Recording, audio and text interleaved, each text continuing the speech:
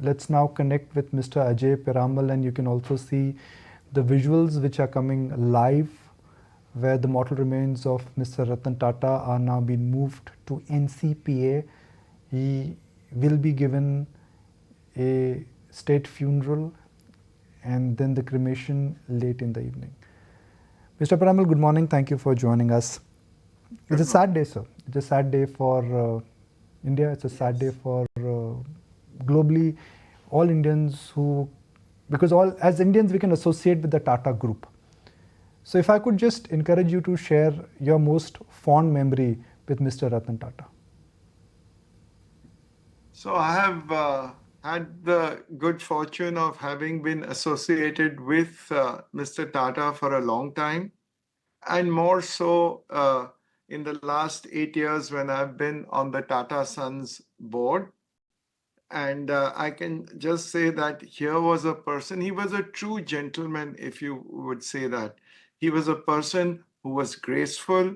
He was a person with a lot of humility, in spite of, and modest, in spite of all the significant achievements which were done under his leadership with the Tata Group and the respect that he enjoyed all over the world.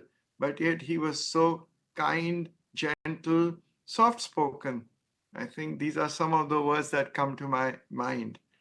It's worth just remembering that when he took over the chairmanship of the Tata Group in 1991, I think the market cap of the Tata Group was about 6,000 crores. Today, as we talk, it is what? It has touched 35 lakh crores. All this in a lifetime of a person is not a small achievement, but yet he treated everyone, every success, every issue of his, he treated with the same equanimity.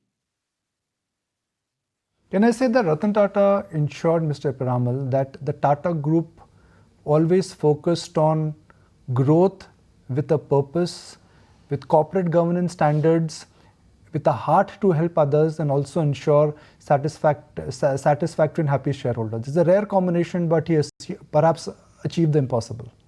You are absolutely right, Nikunj. I couldn't have said anything more. But what is important also is that during this journey, he took some very, very tough decisions.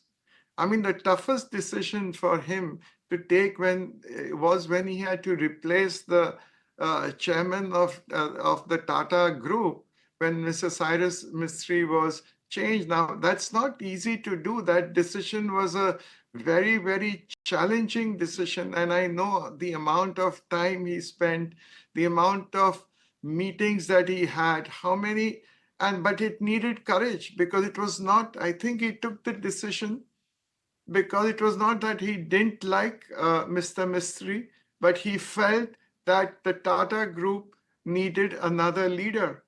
And as the sort of trustee for not only the trust, but in some ways the whole group, he had to take a decision which was not at all pleasant, which was tough, and which actually also affected him a lot in terms of both the pressure that brought on him, both mentally as well as physically.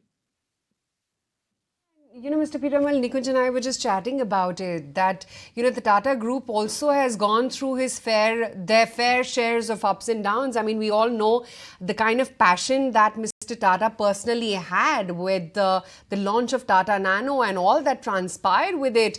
Finally, of course, they sort of rose from the ashes, and now we know Tata Motors as it is with JLR acquisition in there. But Tata Nano in particular, Mr. Tata's personal dream for every Indian to have a car. So, not all decisions are successful, but think of the reason why he wanted the car. I think that is what is inspiring.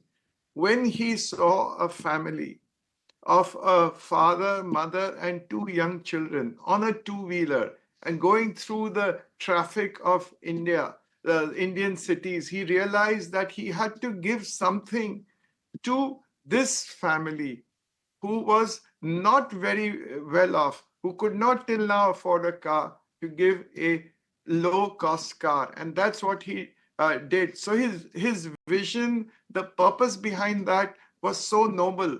Sometimes it doesn't work out, and unfortunately, it didn't. Mr. Piramal, Tatas are present in salt to steel, from aviation to semiconductors. They are taking the old companies, they are making them world class, and they are incubating new businesses. What keeps them going? Because there is no other parallel in the world, sir, if I may say so, which has so many diversified businesses which again are growing and are creating shareholder value.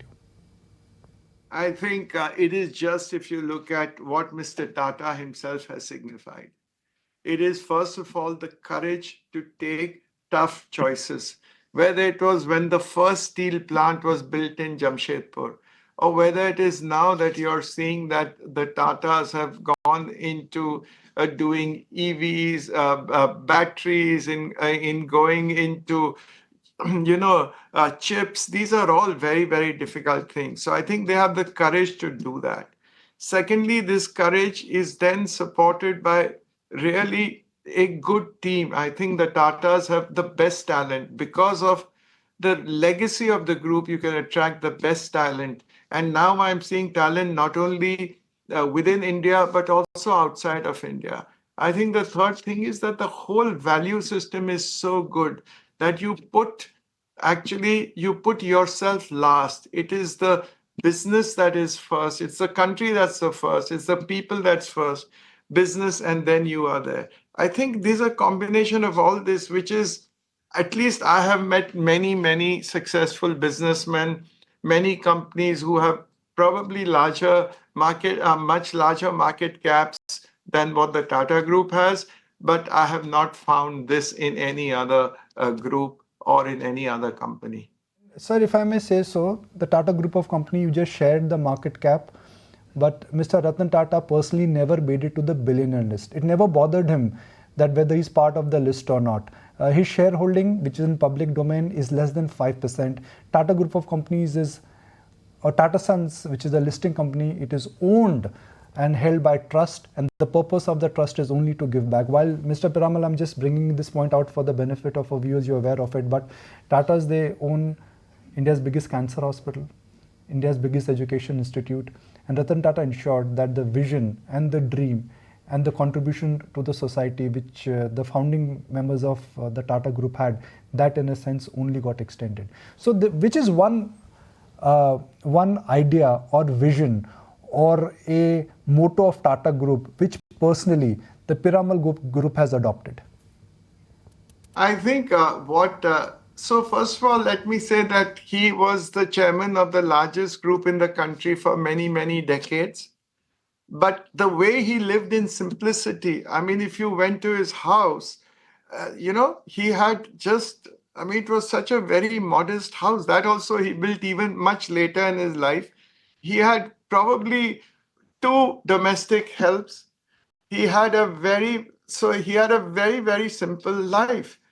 But what we have taken is that how business can be a force of good, how business, when you can channelize the profits, that business needs to be profitable, and when you channelize these profits for social good, I think you can make a difference in the world. What the Tatas have done is made a significant contribution to not only India but to the rest of the world as well. I really appreciate your time. Thank you very much for joining us, and really appreciate that you could join us on a short notice.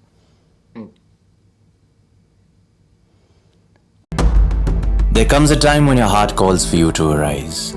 Plant your feet solid into the ground. Decide your own limits, and then break right through them.